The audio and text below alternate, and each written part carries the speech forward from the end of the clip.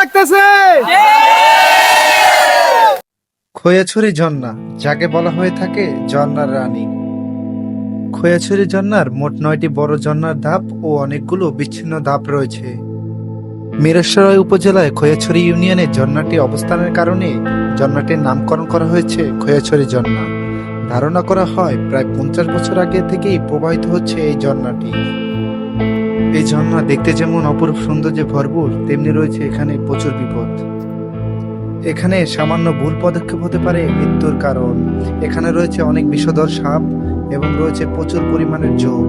এখানে বাঁচতে হলে আপনাকে সতর্ক থাকতে হবে। শুভ সকাল বন্ধুরা, আমি এখন আছি বর্তাকিয়া বাজারে এবং আজকে যাব হচ্ছে খৈয়াছড়া ঝর্ণায়। এবং খৈয়াছড়া ঝর্ণায় কিভাবে আসবেন, কোথায় কোথায় ঘুরবেন, আজকের এই ভিডিওতে সম্পূর্ণ আলোচনা করার চেষ্টা করব। সুতরাং পাশেই থাকুন।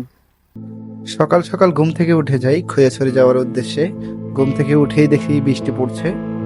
পরিবেশটা খুব দারুণ ছিল।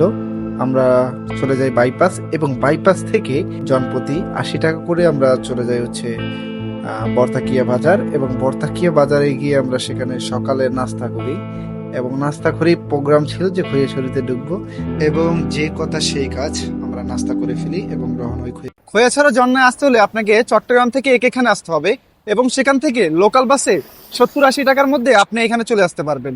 এখানে আপনাকে বর্তাকিয়া বাজারে নামাই দিবে। সেখান থেকে 2-4 মিনিট হাঁটলেই আপনি এই খৈয়াছড়ি এই যে আসতে পারবেন।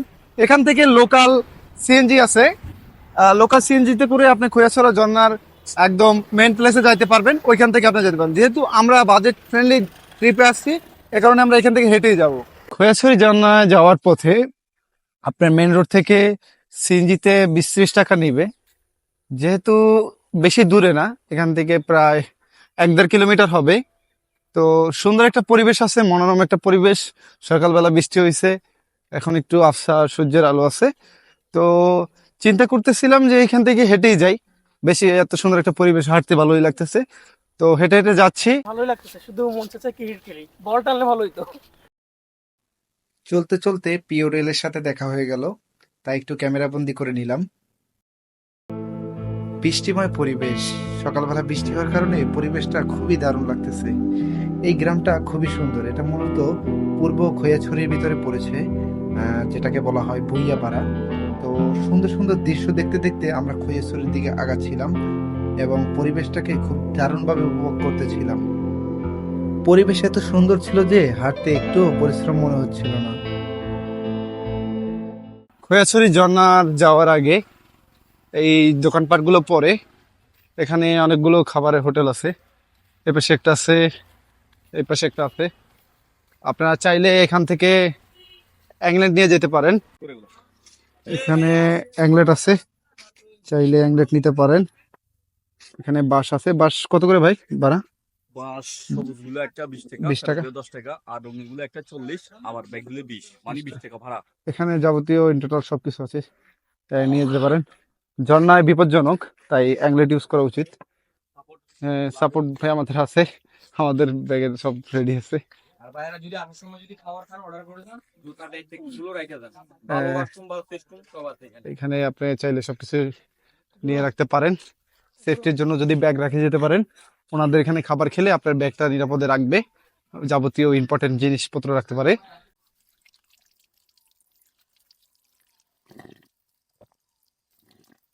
এটা খাওয়ার পানি, এখানে মসজিদ কর্তৃপক্ষ এটা দিছে। মসজিদটার নাম হচ্ছে কাঠল বাগান জামে মসজিদ। তো এখানে যারা আসবেন এই পানিটা অপচয় করবেন না, কারণ এটা খাওয়ার জন্য দিছে। ছোটবেলায় আফরিন, আমরা ছোটবেলায় প্রচুর খাইতাম এগুলা। খাওয়া যায়, হ্যাঁ, অনেক স্বাদ। অনেকটা দিত। এত খাবি?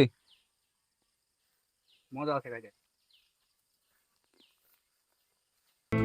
খৈয়াছড়ি ঝর্ণায় যেতে যেতে এরকম দুই একটা দোলনা পড়বে, অবশ্যই একটু দোল খেয়ে নেবেন, শরীরটা একটু ভালো লাগবে। আমরাও খেয়ে নিয়েছি। কিরে কই যাস?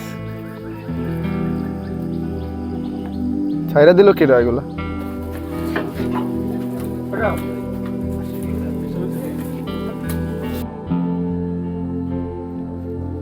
মাদেরকে না বলি।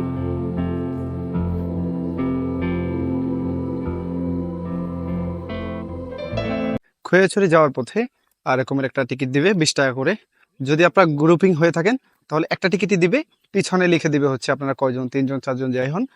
অবশ্যই টিকিটটা সাথে রাখবেন, আসার সময় আবার চেক দিবে, তখন এই টিকিটটা দেখাতে হবে। পাহাড় এবং ঝর্ণা একত্র হয়ে পর্যটকদের দেয় এক অন্যরকম প্রশান্তি। তাই তো এই ঝর্ণা দেখতে দূর দূরান্ত থেকে ছুটে আসে পর্যটকরা। 2010 সালে সরকার বায়োডিলা ব্লক থেকে কুন্ডেরহাট বর্তমানে বর্তাকিয়া ব্লকের 2933.61 হেক্টর পাহাড়কে জাতীয় উদ্যান হিসেবে ঘোষণা করায় খৈয়াছড়ি ঝর্ণা জাতীয় উদ্যান হিসেবে আওতাভুক্ত হয়।